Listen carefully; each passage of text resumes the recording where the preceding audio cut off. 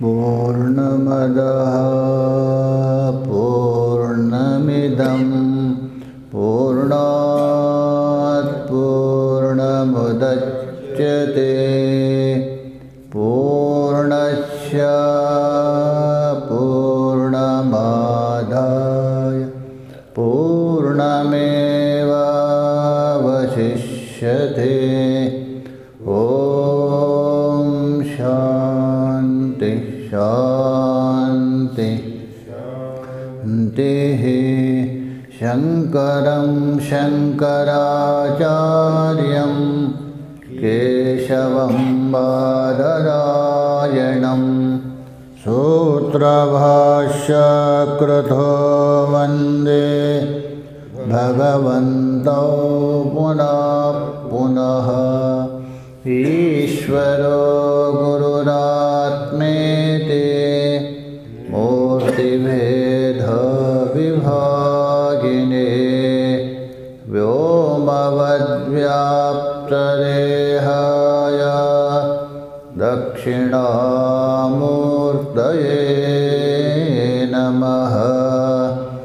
ॐ शान्ति शान्ति देहि।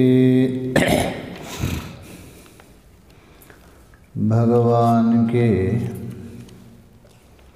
असीम कृपा से हम लोग अपरोक्षानुभूति को लेकर विचार कर रहे। उसमें भी जो अनुबंध चतुष्टय है उसको प्रदर्शन कर रहे, दिखा रहे दूसरे श्लोक में।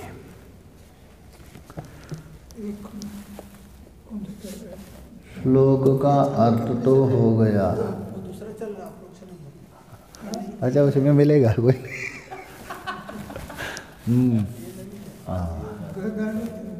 नहीं, आपको अपरोक्ष अनुभूति करना नहीं है। हाँ,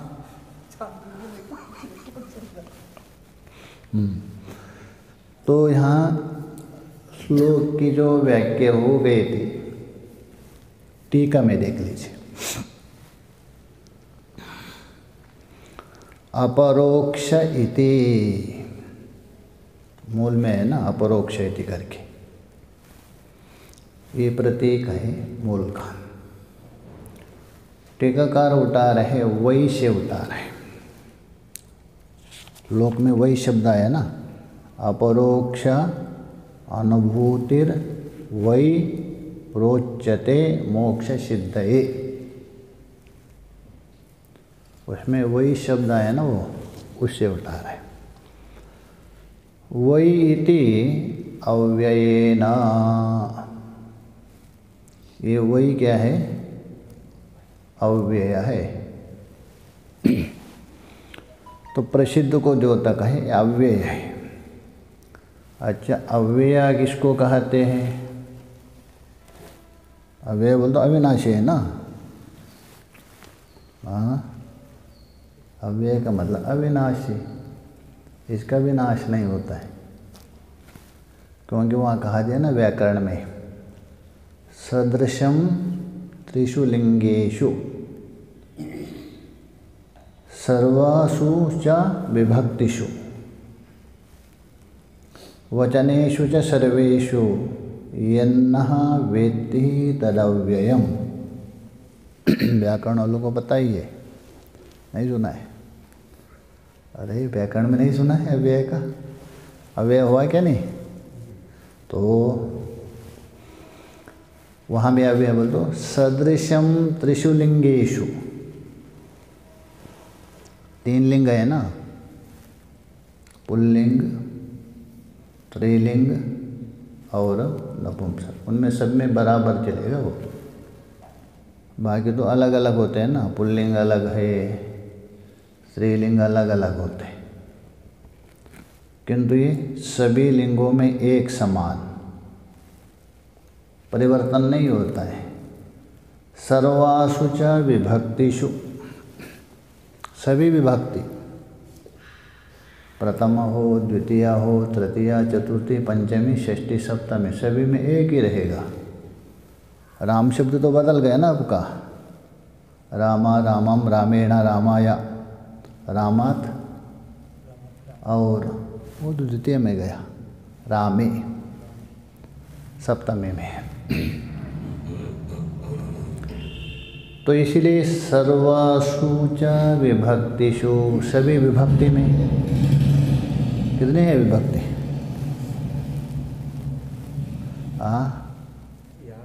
विभक्ति का भी याद नहीं? अच्छा, 21 विभक्ति है ना, श्लोक नहीं, सर्वासु विभक्तिषु, विभक्ति।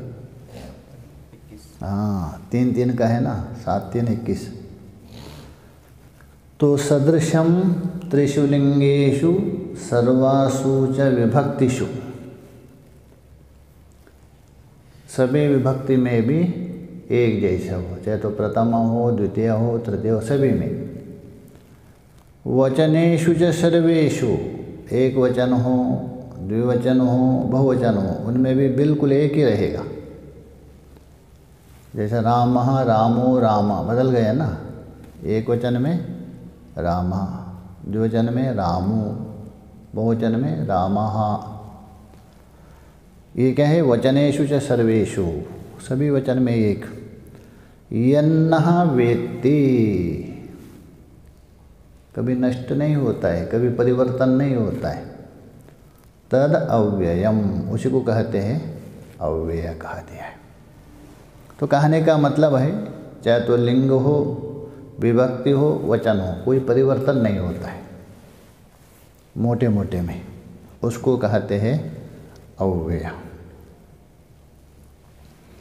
तो वही इति अव्ययेन, एण हो गया इत्यव्ययेन, ये कोई ना चाहिए।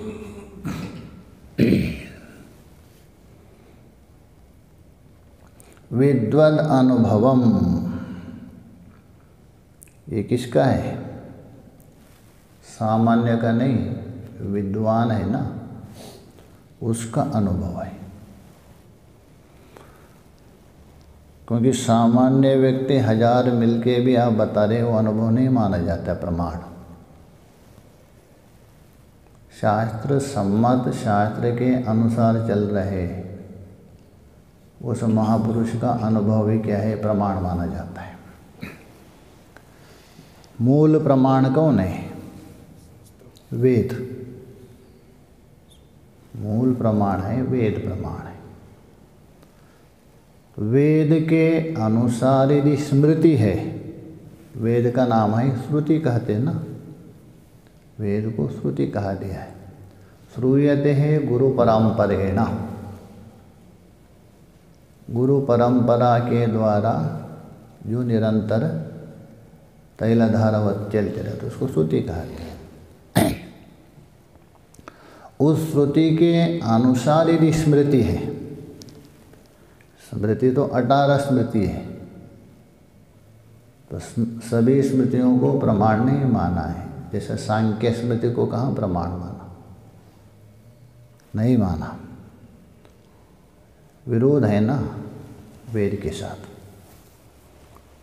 तो वेद के अनुसार यदि स्मृति है, उसको भी क्या माना जाता है? प्रमाण माना जाता है। और उस स्मृति के अनुसार यदि पुराण है आपका, उस पुराण को भी क्या है? प्रमाण माना जाता है, पुराण वचन को भी। और पुराण के अनुसार यदि आपका इतिहास है, इतिहास बोल तो महाभारत आदि, वो भी प्रमाण है। काव्य हो, उसको भी प्रमाण माना जाता है। महाभारत इतिहास है ना, रामायण काव्य, उसको भी माना जाता है। और उसके अनुसार यदि कोई महापुरुष बोल रहे, उसका वचन को भी प्रामाण्यता माना जाता है। तो मूल कौन होना चाहिए? वेद। इसलिए यहाँ विशेषण दे रहे विद्वद अनुभवम। विद्वान का मतलब वेद के अनुसार, वेद में बताया हुआ जो रहस्य है उसके अनुसार जो चलता है उसको विद्वान का, उसका अनुभव। प्रमाणयति। अच्छा, ये वही शब्द के द्वारा, इस अव्यय के द्वारा भगवत्पाद क्या बताने जा रहे हैं? विद्वान का जो अनुभव है ना, विद्वान, उन विद्वान महापुरुष का जो अनुभव है उसको प्रमाणयति। प्रमाणयति बोल तो उसका अनुभव को ही प्रमाण रूप से दे रहे, उसी का अनुभव भी। जैसा वहाँ देखिए बृहदारण्यक उपनिषद में अक्षर ब्राह्मण में गार्गी ने दोबारा प्रश्न किया था ना, एक बार पहले प्रश्न किया था याज्ञवल्क्य ने माति प्राक्षी, दोबारा आज्ञा लेकर प्रश्न किया था। उसमें दूसरा प्रश्न था, ये सारा जगत जिसमें वो तप्रोत है, वो जो सूत्रात्मा जिसमें वो तप्रोत है आकाश में, वो आकाश किसमें वो तप्रोत है? ये दूसरा प्रश्न। ये सारा जगत बोल तो स्थूल जगत, वो जिसमें वो तप्रोत मतलब हिरण्यगर्भ में, वो हिरण्यगर्भ जिसमें वो तप्रोत है आकाश में। आकाश का मतलब ये आकाश नहीं लेना, आकाश तल्लिंगात, ब्रह्मसूत्र में है ना, वो आकाश लेना। और वो आकाश है, ईश्वर है, अंतर्यामी, वो किसमें वो तप्रोत है? अक्षरा इति गार्गी ब्राह्मण अभिवदन्ति। अब ये क्या बोल रहे याज्ञवल्क्य? ब्राह्मण अतः विद्वान को अनुभव दे रहे वहाँ महापुरुषों का। तो इसलिए बोल रहे यहाँ भी विद्वत् अनुभवम, विद्वानों का अनुभव। प्रमाणयति अर्थात प्रमाण के द्वारा उपस्थापित कर रहे कौन? भगवत्पाद शंकराचार्य। कहाँ? श्लोक में। तथा उसी प्रकार तथा च अयमर्थ, उससे उसका अर्थ बता रहे। विद्वान का जो प्रमाण बता दिया ना, तथा च अयमर्थ, उसका अर्थ क्या हो गया तो बता रहे। विद्वद अनुभव प्रसिद्ध या तत्वमस्यादि महावाक्या श्रवणज प्रत्यक्ष अभिन्न ब्रह्म विषया अपरोक्षानुभूति, बस ये अर्थ है।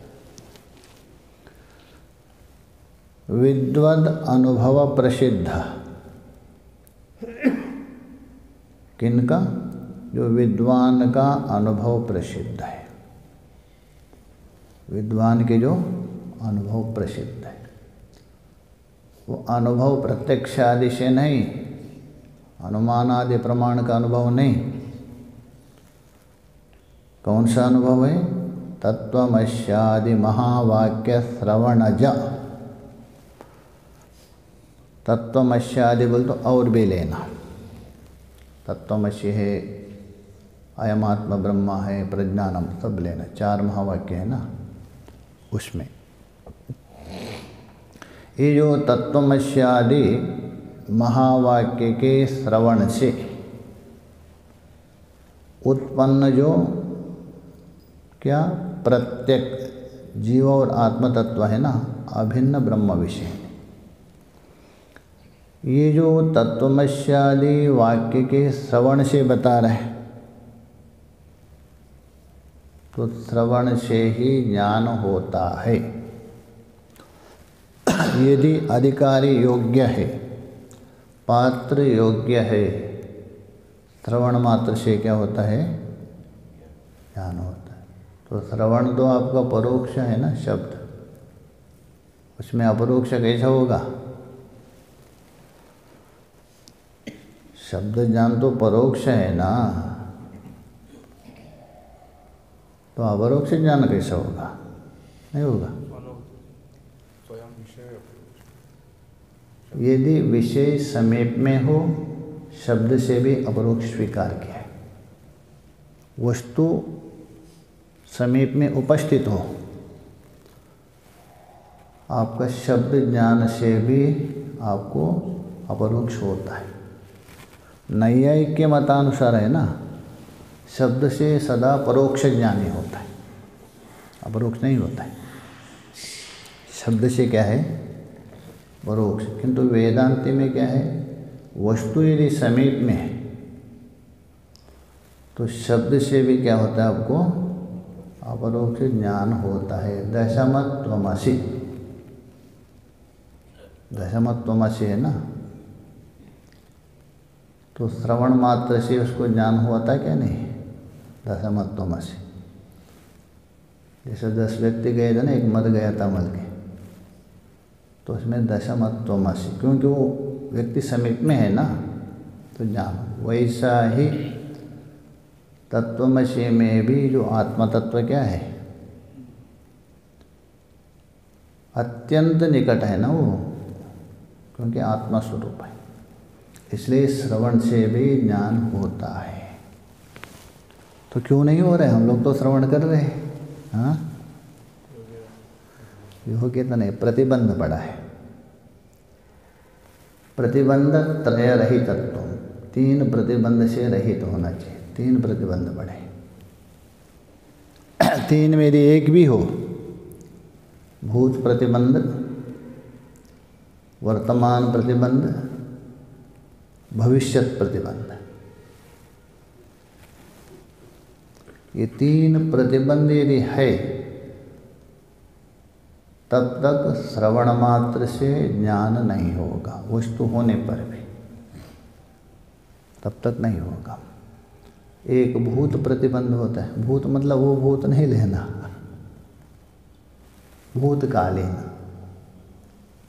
भूतकालीन प्रतिबंध।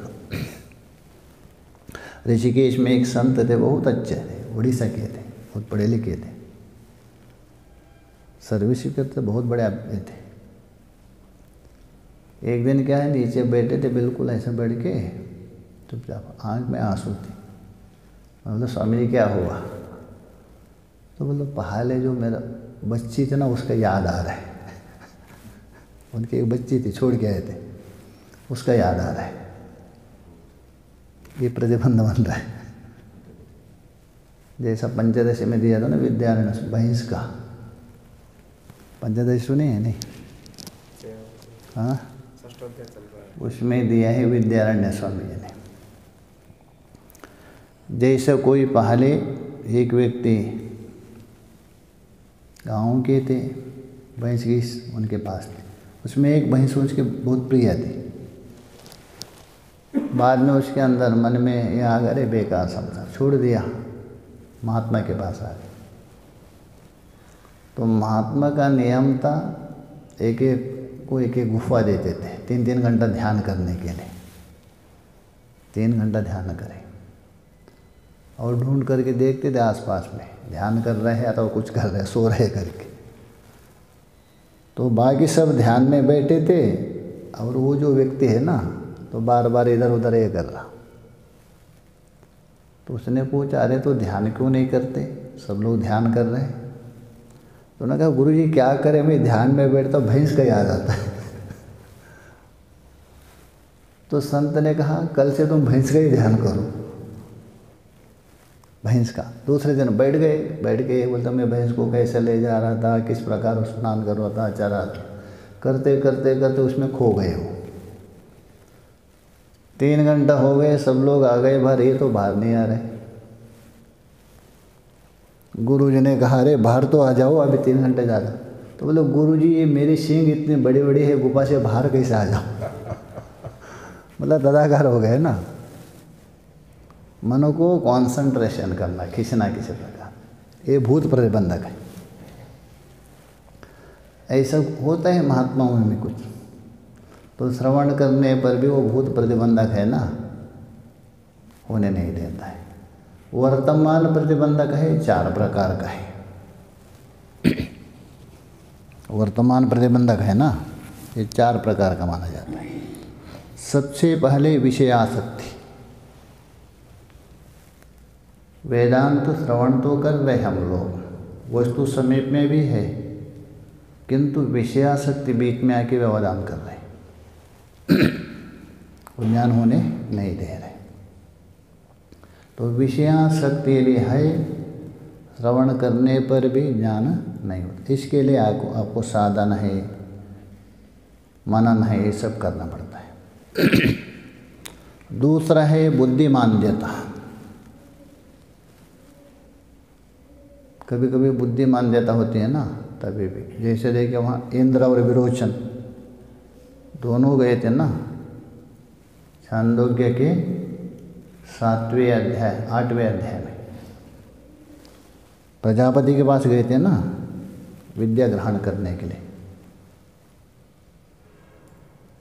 दहर विद्या के लिए। उन्होंने क्या ग्रहण किया? शरीर को ही आत्मा ग्रहण किया ना। तो बुद्धिमान्यता यदि है तो श्रवण करने पर भी बोध नहीं होगा, अन्यथा ग्रहण करेगा वो। ये दूसरा प्रतिबंधक माना जाता है। तीसरा एक है दुराग्रह। एक दुराग्रह होता है ना मनुष्य के अंदर, कितना भी समझाओ वो पकड़ के बैठे ना, छोड़ना तैयार नहीं। आप बिल्कुल बोल रहे ठीक है, किंतु ऐसा होना चाहिए, दुराग्रह। जैसे एक व्यक्ति थी, उनके पास गाय थी, तो दूसरे व्यक्ति से सौदा किया विक्री करने के लिए। तो पूछते हैं ना आपकी गाय कितना दूध देती करके, उन्होंने बोला 13 लीटर देती। तो खरीद करने वाले ने कहा मुझे दिखाना पड़े, हाँ आ जाइए, सुबह सायंकाल मिला करके 13 लीटर देती। सुबह गया 6 लीटर दिया, सायंकाल भी देखा 6 लीटर। खरीद करने वाले ने पूछा अरे 13 कहाँ दे रहे हैं, सुबह 6 सायंकाल 6, 12 होता है। उन्होंने कहा 6 12 क्यों, 6 13 क्यों नहीं होता है?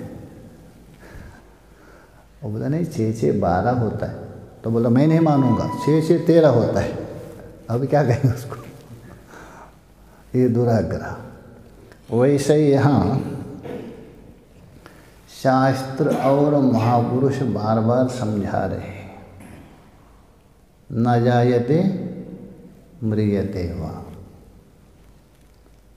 शास्त्र में और महापुरुष भी समझा रहे, किंतु हम लोग पकड़े, अरे मेरी मृत्यु होगी, मेरा जन्म होगा, बर्थडे बनाएंगे।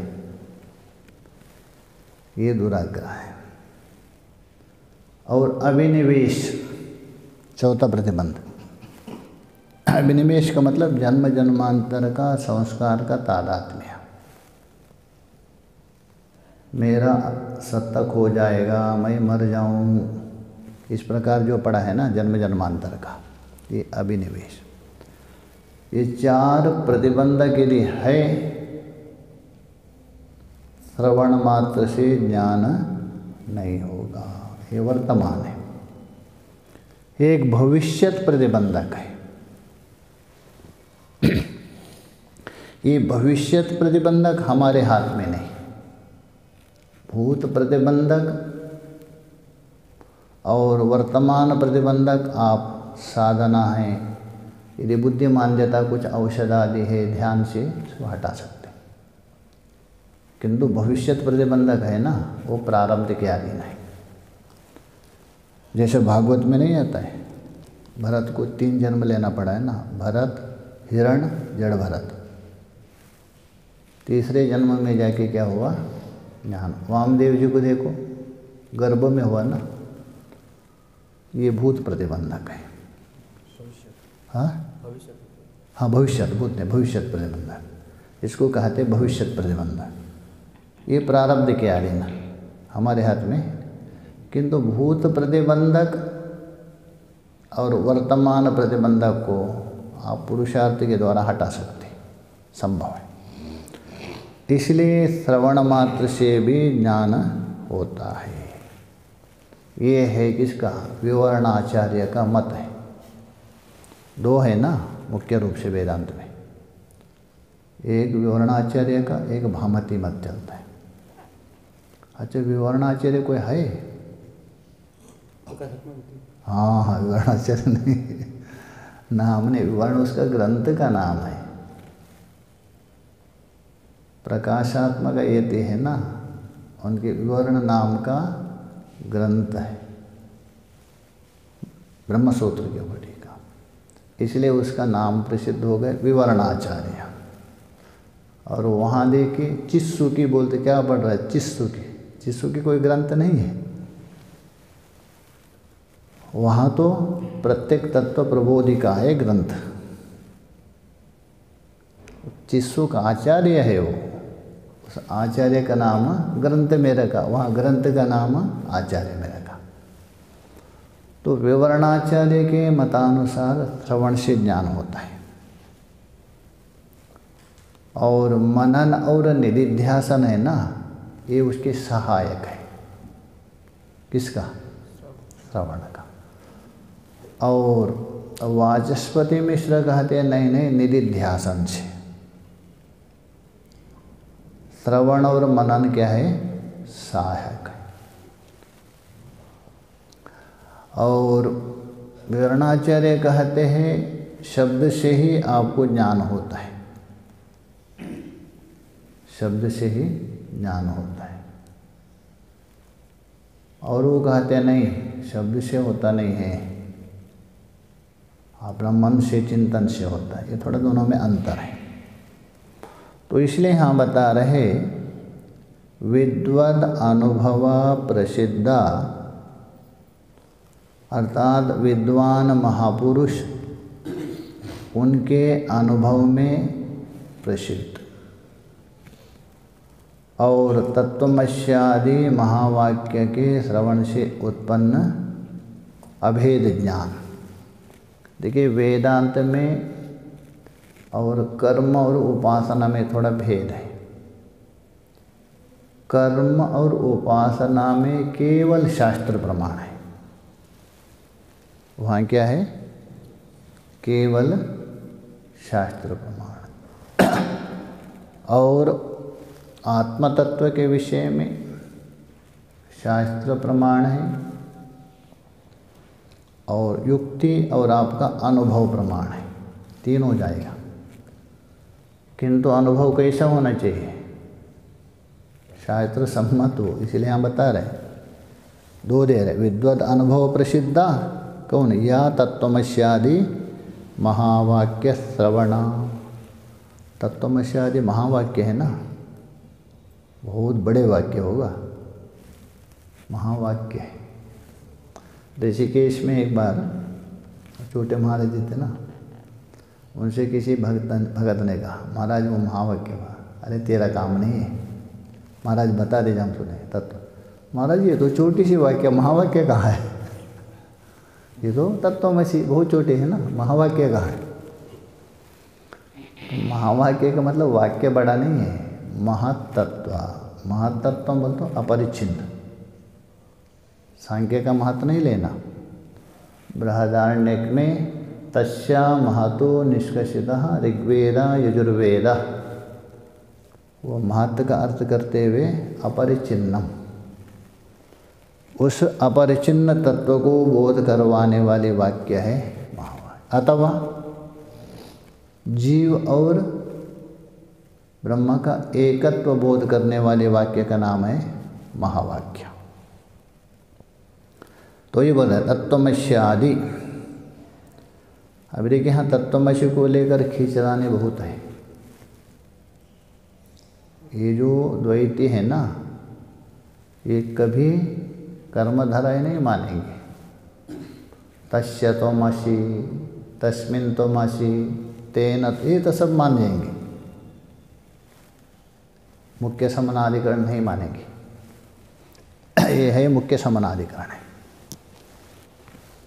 इसको कहते हैं अथवा अभेदेन समनाधिकरण। कितना समनाधिकरण है? कौन? मुख्य समानाधिकरण। ऐसा तो वेदांत में प्रसिद्ध दो ही है, प्रसिद्ध। एक तो मुख्य समनाधिकरण, बाधायाम समनाधिकरण प्रसिद्ध, किंतु अद्वैत सिद्धि में उसको सूक्ष्म विचार के है। एक आध्यासिक समनाधिकरण, बाधायाम समनाधिकरण, विशेषण विशेष समनाधिकरण, मुख्य समनाधिकरण, ये 4 प्रकार के क्या। समनाधिकरणत्वं किम तावत्? समनाधिकरण किसको कहते हैं? हाँ, या तो समान है अधिकरण जिन 2 वस्तुओं का, उसको भी बोलते हैं, अथवा समान विभक्तिकत्व, ये भी समनाधिकरण का। जैसा इदम रजतम अयम सर्प सर्वम खल्विदम ब्रह्म। देखिए, इदम और रजत का समानाधिकरण है ना वहाँ, अयम और सर्प का। सर्वम खल्विदम ब्रह्म छांदोग्य में, ये है आध्यासिक समानाधिकरण है, क्योंकि इदम में रजत का अध्यास है, अयम में सर्प का अध्यास है, और ब्रह्म में खलु इदम जगत का अध्यास है, यह आध्यासिक समानाधिकरण। स्थाणुर्वा पुरुषो वा, ये है बाधायाम। स्थाणु का बाध करके पुरुष का ज्ञान होता है, अथवा पुरुष का बाध करके स्थाणु का, दोनों में किसी एक का बात करना पड़ेगा, ये बाधायाम हो गया।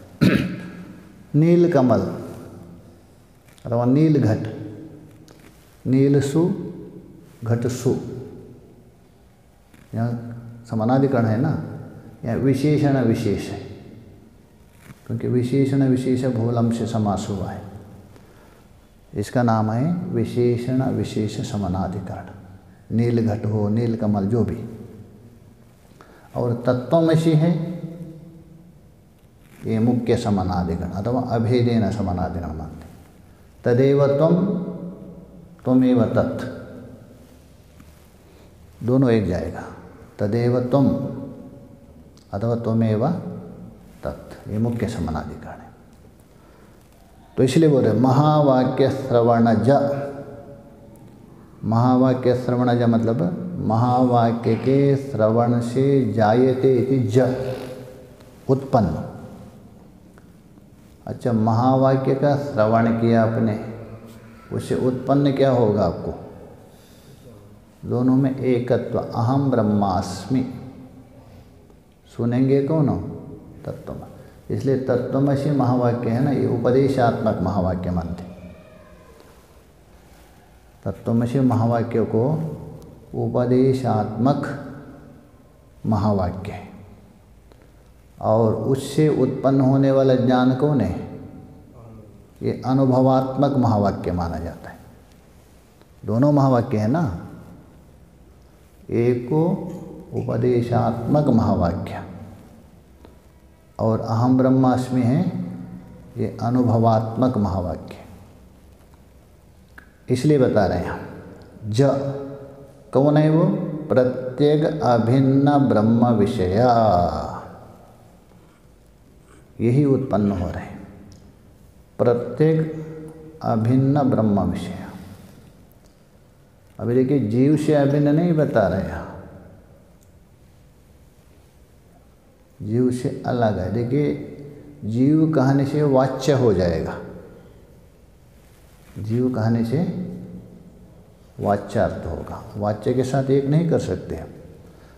प्रत्येक कहने से लक्ष्य हो गया, प्रत्येक कहने से लक्ष्य हो गया।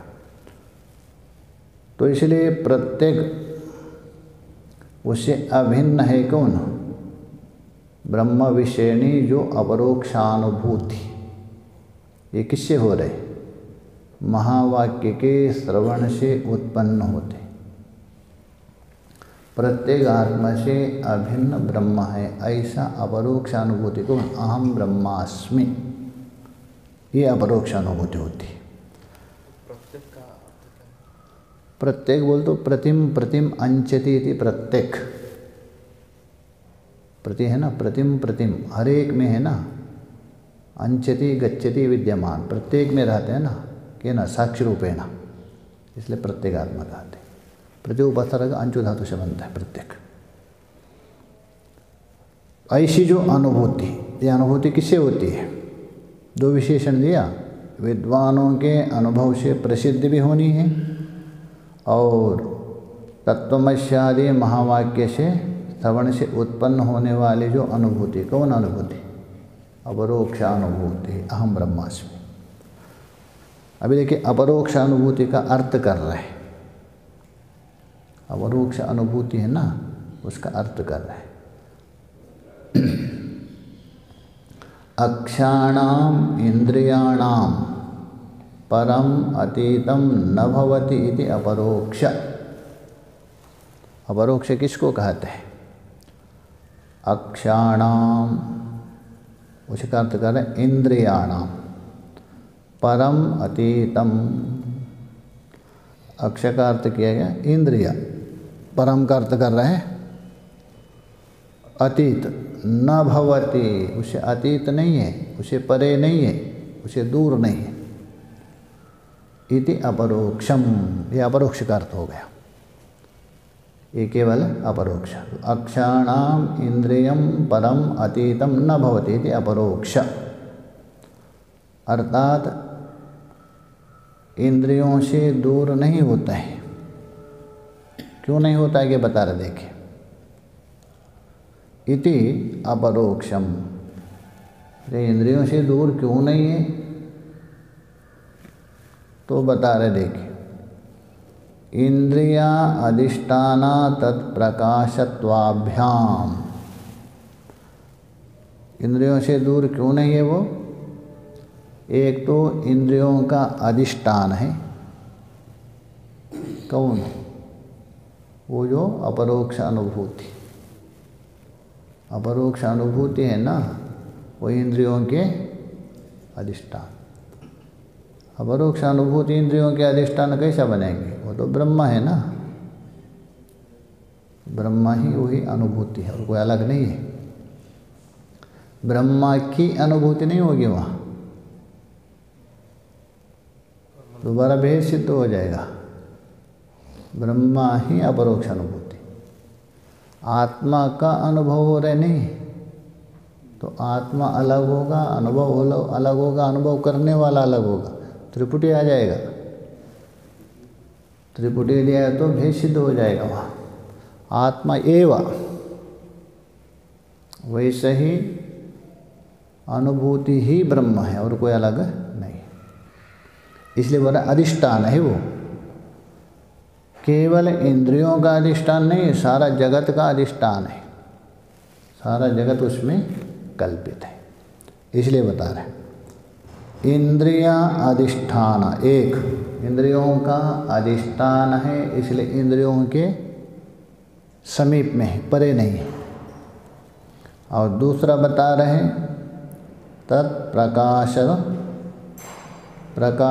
तत्प्रकाशत्वा, तद बोल तो तेषां, उन इंद्रियों को प्रकाशित कर रहे हैं। एक तो हो गया इंद्रियों का अधिष्ठान हो गया, और दूसरा उन इंद्रियों का प्रकाशत्व होने से, मतलब उसको प्रकाशित कर रहे हैं। नित्य प्रत्यक्ष स्वप्रकाश आत्मतत्वम, इसलिए वो क्या है? नित्य प्रत्यक्ष। उसका भी प्रत्यक्ष हो रहा है, किनके द्वारा? इंद्रियों के द्वारा। इंद्रियों के द्वारा आप जो प्रत्यक्ष कर रहे हैं ना, घटो अस्ति पटो अस्ति करके, गीता में भी बता दिया हुआ। इंद्रियों से ग्राह्य नहीं है, किंतु इंद्रियों के विषयों के साथ उनका भी प्रत्यक्ष होता है, अथवा इंद्रियों का विषयों को प्रकाशित करता है। गीता में भी 13वें अध्याय में बताया देखिए। तो आपने घट को देखा, उसके बाद बोल रहे घटो अस्ति अथवा घटो सन अथवा घटा स्फुरति। अभी देखिए इंद्रियों के द्वारा तन माध्यम से जो स्फुरति है, अस्ति है, प्रत्यक्ष कौन हो रहा है? वही प्रत्यक्ष हो रहा है। इसलिए वहाँ ने केन में ने कहा दिया बोधम बोधम प्रतिबोध विदितम, हर एक बोध के पीछे हो रहा है वो, यही बता रहे। वो नित्य प्रत्यक्ष और स्वप्रकाश है, तो ये बता रहे नित्य प्रत्यक्ष, नित्य बोल तो सदा, हर समय में, और स्वप्रकाश आत्मतत्वम, और स्वप्रकाश भी। इसलिए कभी भी इंद्रियों से परे नहीं होगा वो। क्यों? उसको छोड़ के इंद्रिय रहेगी नहीं। अधिष्ठान को छोड़ करके अध्यास रहेगा? नहीं रह सकता है। अतः निरंतर वो इंद्रियों के समीप में है। स्वप्रकाश आत्मतत्वम तस्य अनुभूति, उस आत्मतत्व का अनुभूति, तस्य अनुभूति, उसी का अर्थ कर रहे देखिए। उसकी अनुभूति कैसे है? वृत्त्यारूढ़ा अखंडता, वृत्त्यारूढ़ा अखंडता, वृत्ति में आरूढ़ जो अखंडता है वही अनुभूति है। वृत्ति भी दो बनती है ना आपकी, सकंड वृत्ति, अखंड वृत्ति। किम तावत् सकंडत्वम, सकंड वृत्ति किसको कहते हैं? दृश्य विषयक वृत्ति बनती है ना, जो भी हो वो सकंड वृत्ति। दृश्य को लेकर जो भी वृत्ति बन रही है आप, वो क्या हुआ? सकंड वृत्ति। क्योंकि दृश्य तो खंड खंड है ना, खंड बोल तो भिन्न भिन्न, दृश्य एक नहीं है ना। दृश्य यदि भिन्न भिन्न है, खंड खंड है, उसकी वृत्ति भी क्या बनेगी आपकी? खंड खंड हो गए। और अखंड कौन है? दृष्टा, उसमें कोई भेद नहीं। घट को देख रहे, आप ही देख रहे, पट को भी देख रहे, आप ही देख रहे, मन को देख रहे, आप ही देख रहे। इसलिए आत्मा विषयणी वृत्ति लीजिए, ब्रह्म विषयणी वृत्ति क्या हो गई? अखंड वृत्ति, उसको कहा अखंड वृत्ति। दृश्य विषयक वृत्ति हो गई सकंड, और आत्मा ब्रह्म जो दृष्टा के विषय में जो वृत्ति बनती है वो अखंड वृत्ति। इस हाँ, विरोध नहीं होगा, क्योंकि पहले अखंड वृत्ति बनती है। अखंड वृत्ति बनने के बाद कभी जीव में बन रहे ना, पहले अखंड वृत्ति का काम है मूला विज्ञानों को कुटाराघात करना। वृत्ति व्याप्य तो माना है ना ब्रह्म में, दो है ना, वृत्ति व्याप्य फल व्याप्य। तो उसमें उपनिषद में जो यतो वाच निवर्तन्ते अप्राप्य मनसा सा, मनसा एव आप्तव्यम, मनसा एव द्रष्टव्यम, दोनों श्रुति बोल रहे हैं ना। अवांग मनसा गोचरा, अभी देखिए वहाँ निषेध नहीं कर रहे मन का। यतो वाच निवर्तन्ते अप्राप्य, और यहाँ बोल दो मनसा एव आप्तव्य, दो विरोध हो रहे, उसका दो समाधान किए। मनसा एव आप्तव्यम बोल तो मनः द्विविधम प्रोक्तम, मैत्रेय में बता रहे, शुद्धम अशुद्धम च। तो शुद्ध मन के द्वारा वो प्राप्त करने योग्य है। और वहाँ यतो वाच निवर्तन्ते जो कहा दिया, अशुद्ध मन का विषय नहीं, एक समाधान। दूसरा एक समाधान है ये तो वाच निवर्तन्ते के निषेध के द्वारा फल व्याप्ति का निषेध किया है। ब्रह्म फल व्याप्ति का विषय नहीं। मनसा एव आप्तव्यम बता दिया, वृत्ति व्याप्ति का विषय। तो क्यों? वृत्ति व्याप्ति का काम है, वृत्ति का अज्ञान को हटाना। जैसा अब इसको देखते हैं ना, दो बनती। हमारा जो अंतःकरण नेत्र के द्वारा एतदाकार रूप धारण करता है, इसी का नाम वृत्ति। और इसका जो अज्ञान को जाके उन्होंने क्या किया? नष्ट किया। और वृत्ति में जो चैतन्य है, वृत्त्यावचिन्न चैतन्य अथवा अधिष्ठान विषयावचिन्न चैतन्य, दोनों वो प्रकाशित करता है, उसको बोलते फल व्याप्ति। और ब्रह्म में भी अथवा आत्मा में अज्ञान है ना, अहम अज्ञा, मैं अज्ञानी हूँ, ये मूल अज्ञान है ना। उसके लिए आपको अहमाकार वृत्ति बननी पड़ेगी, इसी का नाम अखंडाकार वृत्ति। उसने क्या किया? उस अज्ञान को नष्ट किया। अज्ञान को नष्ट करने के बाद ब्रह्म क्या है? स्वयं प्रकाश है। उसको प्रकाशित करने के लिए चैतन्य का अथवा प्रकाश का कोई आवश्यकता नहीं। जैसा एक दृष्टांत से समझ सकते हैं। मान लीजिए अंधकार में कमरे में आप कोई वस्तु रखिए, मिठाई मान लीजिए, ढक के रखिए किसी बर्तन में अथवा किसी ढक के रखिए, अंधकार है। अभी वो मिठाई को देखने के लिए आपको दो काम करना पड़ेगा। अंदर गए, कपड़ा हटा दिया तो दिखेगा? तो प्रकाश जलाना पड़ेगा। उसका ऊपर जो आवरण है वो भी हटाना पड़ेगा, आपको बत्ती जलाना पड़ेगा। दो काम है। यदि कमरे के अंदर कोई ऐसा मणि है आपके अंदर, उसको ढक के रखिए, अब उसको देखना हो तो केवल आवरण हटा दीजिए, प्रकाश कोई का जरूरत नहीं। वैसे ही ये विषयादि पदार्थ है ना, उसको देखने के लिए दोनों चाहिए। विषय का ज्ञान के लिए वृत्ति व्याप्य भी चाहिए। वृत्ति व्याप्य ने क्या किया? उस आवरण को हटा दिया।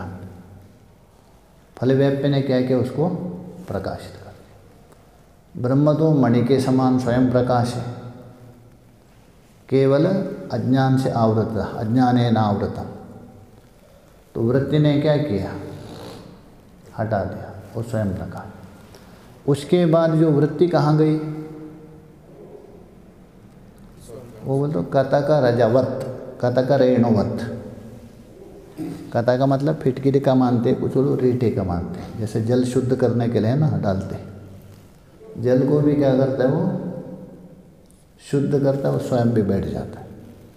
अथवा दूसरा एक दृष्टांत दिया है, तवा बहुत भयंकर गर्म है, आपने जल मार दिया उसमें, तो तवा ठंडा भी हो गया, जल भी समाप्त हो गया। वैसे ही आपकी वृत्ति भी अज्ञान को नष्ट किया। यद्यपि वृत्ति अज्ञान का कार्य है, वृत्ति क्या है? अज्ञान का कार्य है। उस अज्ञान को नष्ट करते हैं, स्वयं भी नष्ट होती। इसलिए अखंडाकार वृत्ति का केवल इतना ही है, अज्ञान को नष्ट करना। वृत्ति का विषय नहीं है। अद्वैत सिद्धि में उठाया है, अखंडाकार वृत्ति का विषय ब्रह्म। सब लोग बोलते हैं अखंडाकार वृत्ति का विषय ब्रह्म, नहीं। यद यद वृत्ति विषयत्वम तत्तद अनित्यत्वम। जो जो वृत्ति का विषय होता है ना, वो अनित्यत्व। वहाँ आक्षेप किया पूर्व पक्षी ने, यदि अखंडाकार वृत्ति का विषय यदि ब्रह्म मानते, अनित्य हो जाएगा। मधुसूदन इष्टमेव। कौन मना कर? इष्ट आपका वृत्ति उपलक्षित ब्रह्म, अखंडाकार वृत्ति का नहीं, अखंडाकार वृत्ति से उपलक्षित है वो। वृत्ति का विषय नहीं। तो वृत्ति का काम केवल अज्ञान को नाश करना, विषय नहीं करती, ब्रह्म को विषय नहीं करते, संभव नहीं। इसलिए कर्म करते तो नहीं आते, केवल अज्ञान नाश तक। विषय यदि करेंगे ना तभी आता है। तो इसलिए यहाँ बता रहे, देखिए, तो इसीलिए अक्षाणाम इंद्रियाणाम परमम अतीतम न भवतीति अपरोक्षम। इंद्रिया अधिष्ठान एक और तत्प्रकाशत्वाभ्याम, और उनका प्रकाशक, प्रकाश का मतलब सत्ता देना। नित्यः प्रत्यक्षः स्वप्रकाशत्वम अतः तस्य अनुभूति वृत्त्यारूढ़ अखंडता।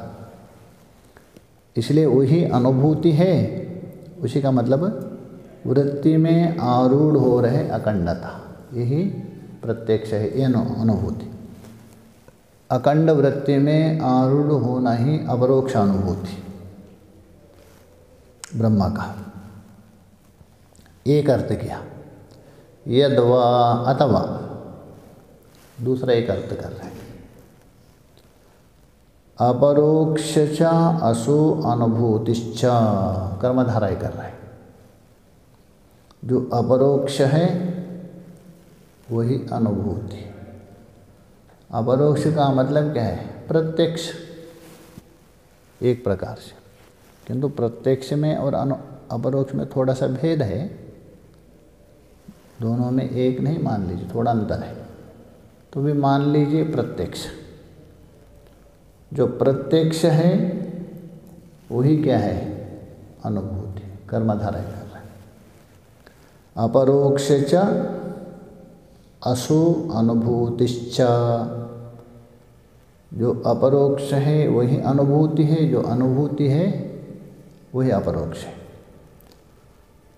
भूतिश्च इति अपरोक्ष अनुभूति। विद्या अपरपर्यायो ब्रह्म साक्षात्कारः।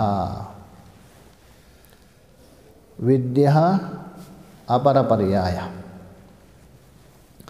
जो विद्या है ब्रह्म साक्षात्कार स्वरूप है ना, विद्या का दूसरा नाम है। कौन सी विद्या?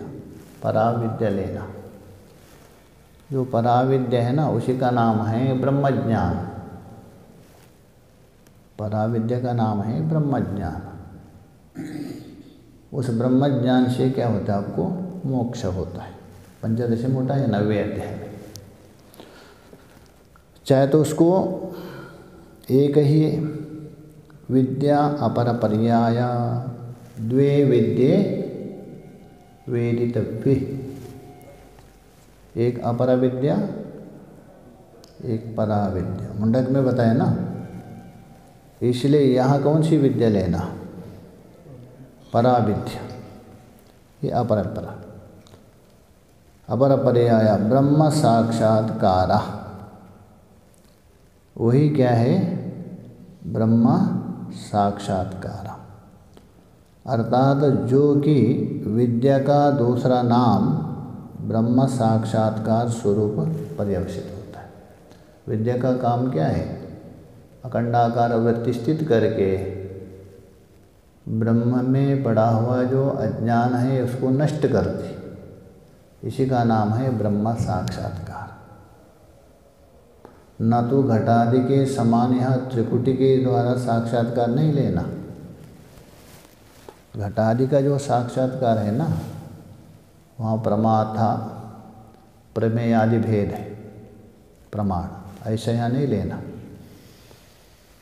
यहाँ भेद रूप से साक्षात्कार नहीं लेना, तो यही बता रहे। ब्रह्म साक्षात्कारः, ब्रह्म साक्षात्कार का मतलब ब्रह्म अनुभव। वहाँ भी देखिए अनुभाव्य और अनुभव करने वाला दो नहीं, ब्रह्मा ही अनुभव है। ब्रह्मा ख अनुभव नहीं लेना। जैसा उपासक ब्रह्मलोक को प्राप्त करता है,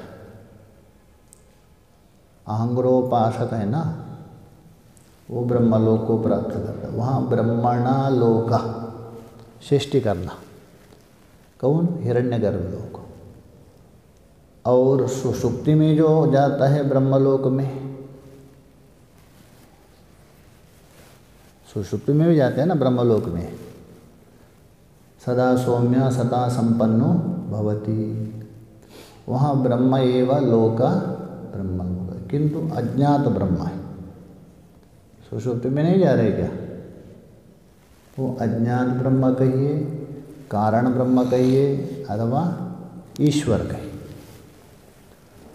और तत्वज्ञानी जो प्राप्त करते हैं ब्रह्मलोक, वो भी ब्रह्मलोक को प्राप्त करते हैं ना। तो ब्रह्म एव लोका ब्रह्मलोक। उसी प्रकार यहाँ भी ब्रह्म साक्षात्कार मतलब ब्रह्म ही साक्षात्कार, ब्रह्म का नहीं लेना, तो द्वैतापत्ति हो जाएगी। तत्साधना ग्रंथोपि, तत् बोल तो उस साक्षात्कारात्मक ब्रह्म, तस्य साधना तत्साधना,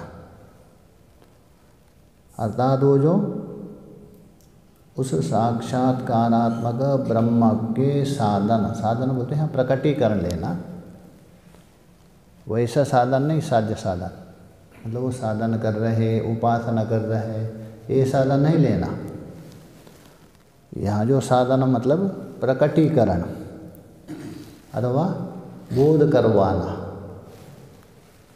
तो इसलिए बोल रहे हैं तत्साधना ग्रंथोपि। तत् मतलब अपरोक्ष अनुभूति रूप ब्रह्म, उस ब्रह्म का साधन मतलब कौन सा साधन है?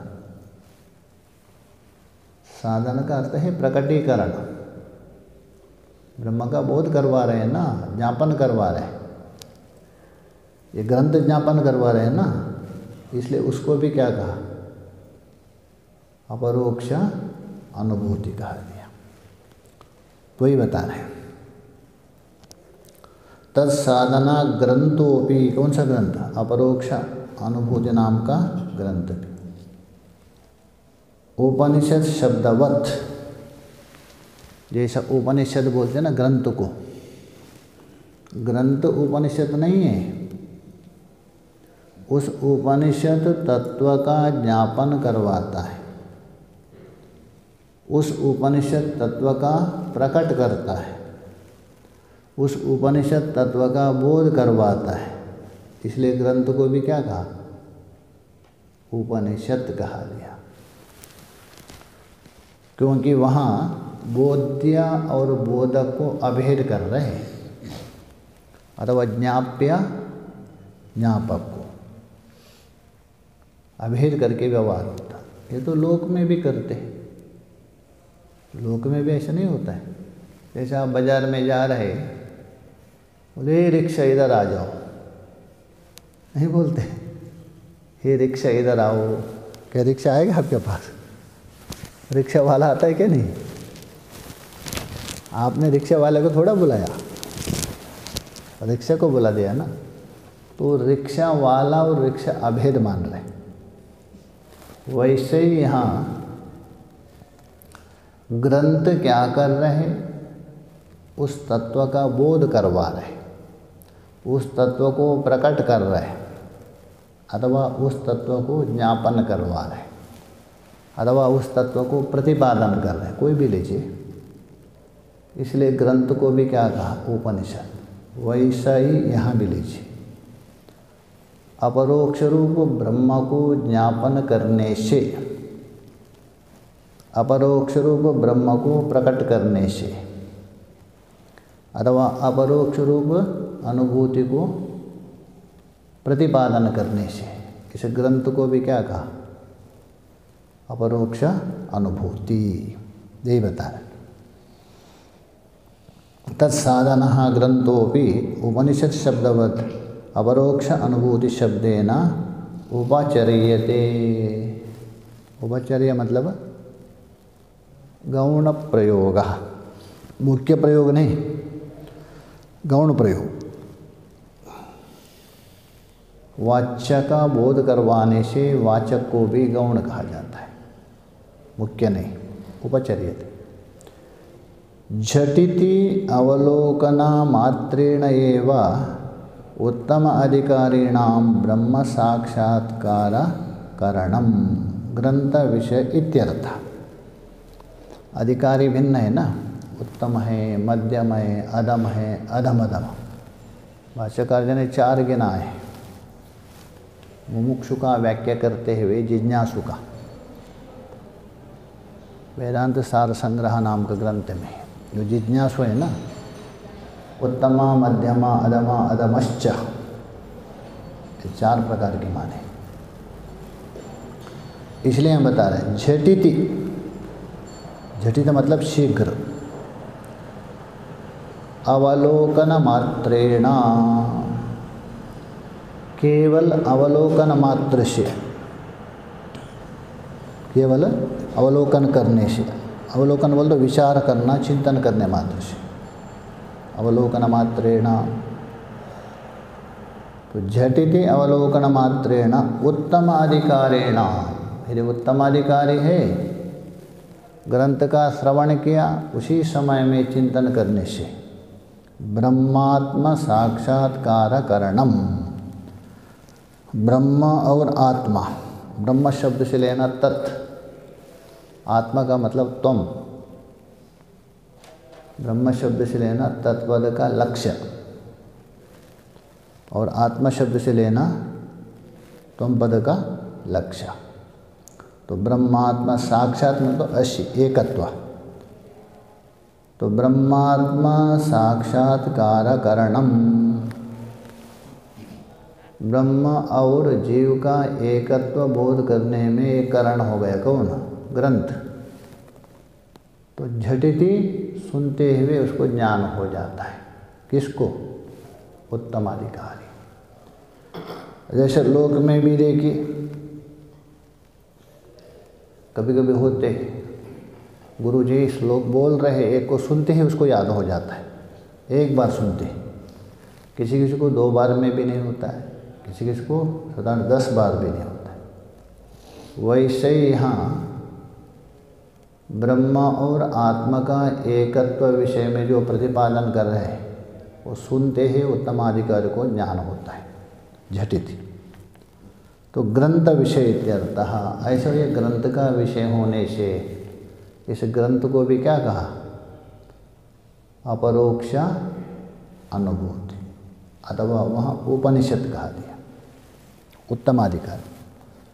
जैसे देखिए छांदोग्य में श्वेत केतु के कितना बार उपदेश किया? 9 बार किया ना, तो 9 बार से उसको ज्ञान हुआ। हम लोग तो प्रत्येक ज्ञान यज्ञ में 9 बार सुनते हैं नहीं, तो उत्तम अधिकारी थे। और भी उत्तम अधिकारी 1 बार से भी हो सकता है, ऐसा भी। इसलिए बोले ग्रंथ विषय है इत्यर्थ। अनेना, इसके द्वारा,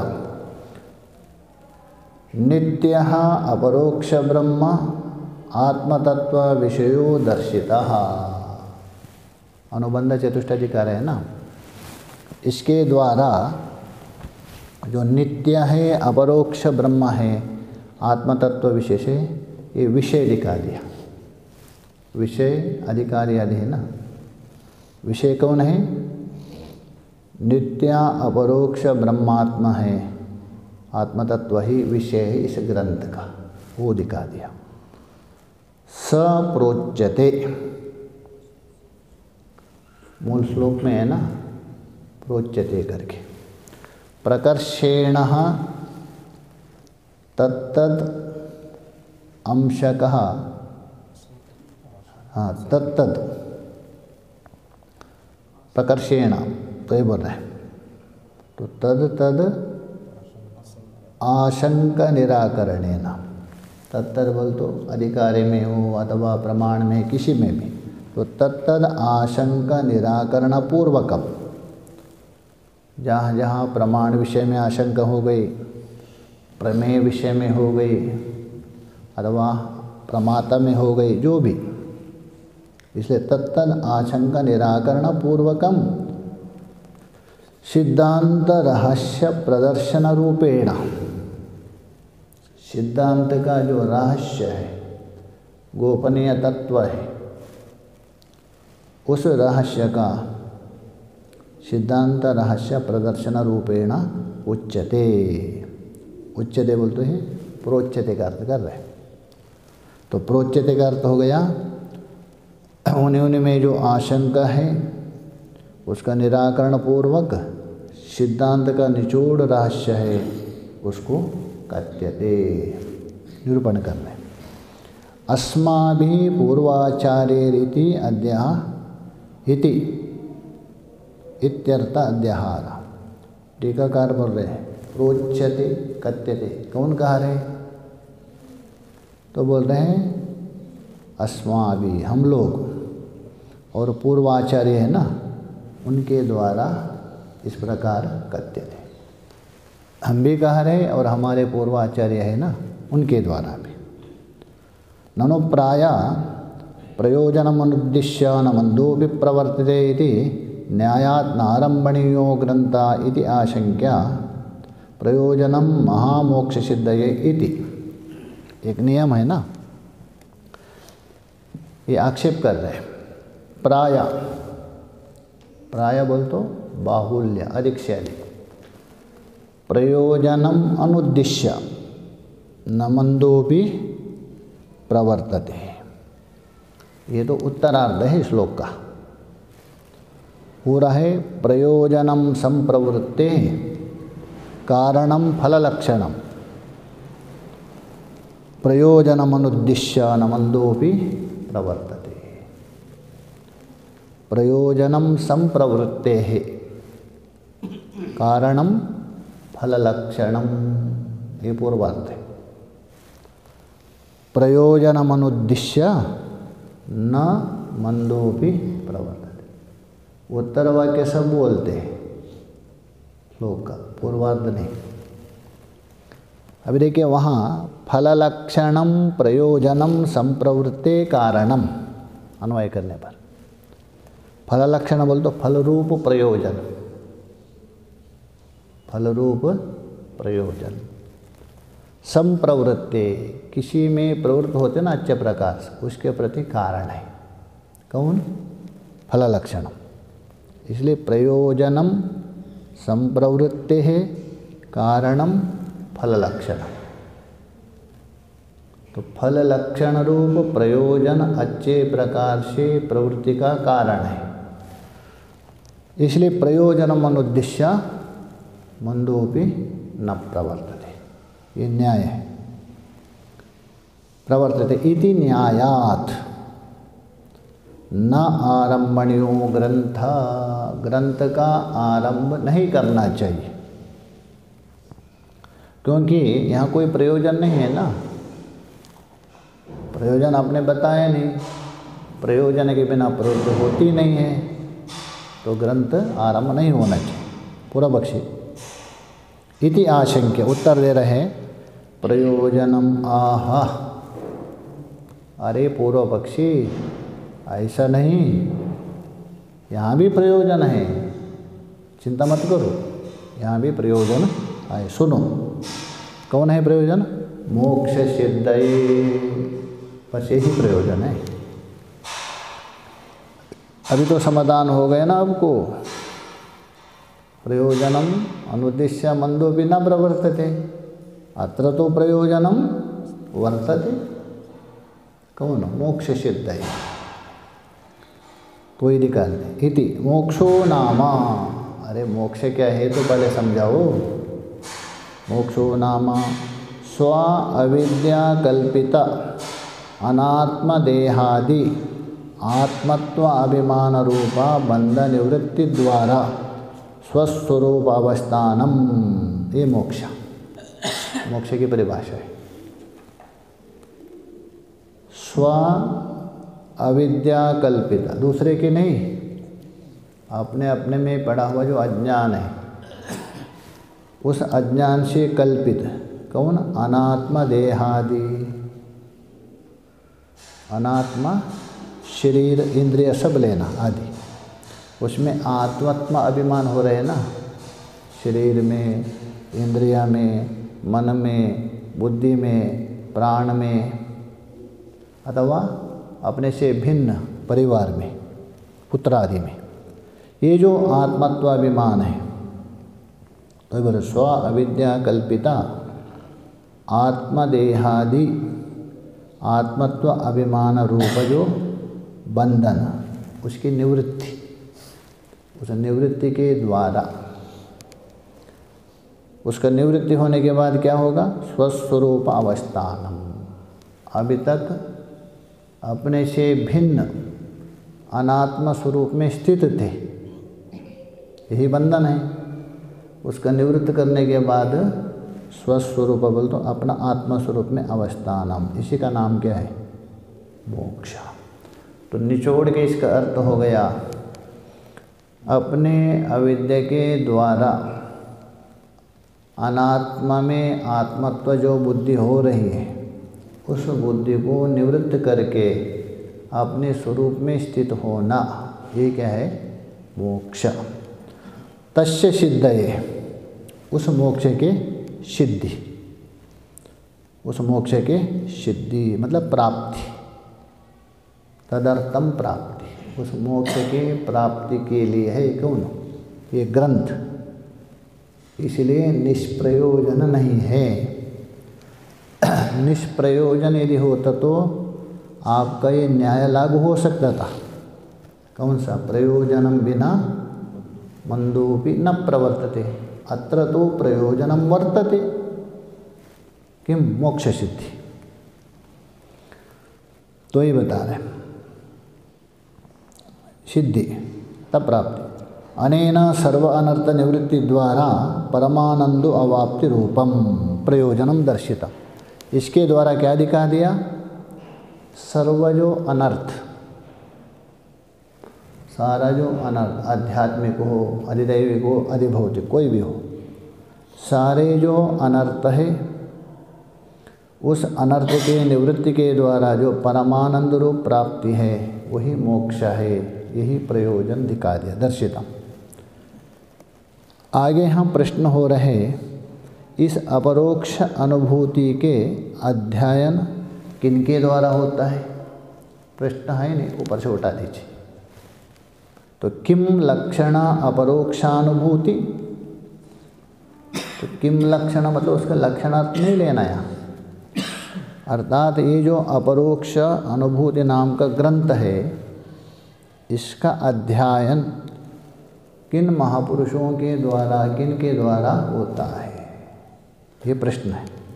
किम लक्षणार्थ, उत्तर दे रहे सद्भि, विद्वानों के द्वारा, सभी के द्वारा नहीं। तो सद्भि का अर्थ करें, साधुभिर नित्यानित्य वस्तु विवेकादि साधन तुष्ट संपन्नेर मुमुक्षुभिर इत्यर्थः, उनके द्वारा। सद्भि का अर्थ है साधुभि। कौन? नित्या अनित्य वस्तु विवेकादि साधन चतुष्ट संपन्न जो मुमुक्षु है, उन मुमुक्षुओं के द्वारा ही ये जो अपरोक्ष अनुभूति नाम का ग्रंथ का अध्ययन आदि होता है। उत्तर हो गया। एव शब्दात् नान्ये, यह एव शब्द आ गए ना, सद्भिरेव विशेषण दिया ना, एवकार, मतलब उनके द्वारा ही होता है। उनके द्वारा मतलब नित्य अनित्य वस्तु विवेक आदि साधन चतुष्टय संपन्न है, उनके द्वारा है। नान्य, उसका अर्थ कर रहे हैं कर्म उपासना अधिकारी भी वहाँ, उनके द्वारा नहीं। अन्य शब्द से कौन ले रहे हैं? जो कर्म है, कर्मी, उपासक, उनके द्वारा नहीं। पुनः यहाँ संशय होता है, अच्छा ये बता दीजिए, क्या ये ग्रंथ का एक बार अध्ययन करना चाहिए अथवा वो बार बार करना चाहिए? जैसे ब्रह्मसूत्र में उठा है ना, चतुर्थाध्याय, उसका उत्तर है मुहुर्मुहुर, मुहुर्मुहुर बोल तो पुनः पुनः, बारंबार, जैसा वहाँ ना आवृत्ति असकृत उपदेश। तो मुहुर्मुहुर मुहुर बोल दो बार बार, वो भी कैसा नैरंतर्य। अच्छा मुहुर बार बार कर रहे, एक दिन में 10-15 मिनट किया, ऐसा नहीं, निरंतर। दीर्घ काला, दिन में भी क्या लंबे समय भी होना चाहिए, निरंतर भी होना चाहिए, बार बार भी। अभ्यास प्रयत्नेन, मुहुर्मुहुर का अर्थ कर रहे नैरंतर्य दीर्घ काला अभ्यास प्रयत्नेन। स्नानाभिक्षादो अपि अनाधारम कृत्वा, इसमें भी अपना आग्रह नहीं रहना चाहिए, दूसरे में तो दूर बात है। जो स्नान है, भिक्षा है, वस्त्र आदि, इसमें भी आग्रह नहीं होना चाहिए। अन्य वस्तु तो दूर है बिल्कुल, उसमें बिल्कुल होना ही नहीं चाहिए। तो इसलिए बोल रहे इसमें अनाधारम कृत्वा इत्यर्थः, उसका चिंतन में लगना चाहिए। वीक्षणीय का अर्थ कर रहे हैं गुरु मुखाद अवगत्य विचारणीय, न तो स्वतः, अध्यार कर दीजिए, गुरु के पास जाके श्रवण मनन निधिध्यासन के द्वारा ही उसको विचार करना चाहिए, अपने बुद्धि से नहीं। अनेना मुमुक्षु अधिकारी दर्शिता, ऐसे अधिकारी कौन है? मुमुक्षु, ए भी दिखा दिया। एतेनेवार्थात् पूर्वकांड उत्तरकांडयो साध्य साधन भावः संबंधस्य दर्शितो भवति इति बोध्यम। इसके द्वारा पूर्वकांड मतलब पूर्व मीमांसा, उत्तरकांड मतलब उत्तर मीमांसा। ब्रह्मसूत्र को उत्तर मीमांसा कहते हैं ना। मीमांसा का मतलब पूजनीय विचार, पूजनीय मतलब वेद, वेद का विचार का नाम है मीमांसा। तो वेद का पूर्वार्ध को लेके जैमिनी ने विचार किया, ये पूर्व मीमांसा हो गया। वेद का जो उत्तर मतलब ज्ञान कांड को लेकर वेद व्यास जी ने विचार किया, इसलिए उत्तर मीमांसा कहा ब्रह्मसूत्र को। तो पूर्व कांड उत्तर कांडयो साध्य साधन भाव, पूर्व कांड हो गया साधन, उत्तरकांड हो गया साध्य, ये संबंध दर्शिता भवति इति बोध्यम, इस प्रकार समझना। ओम पूर्णमदः पूर्णमिदं पूर्णात् पूर्णमुदच्यते पूर्णस्य पूर्णमादाय पूर्ण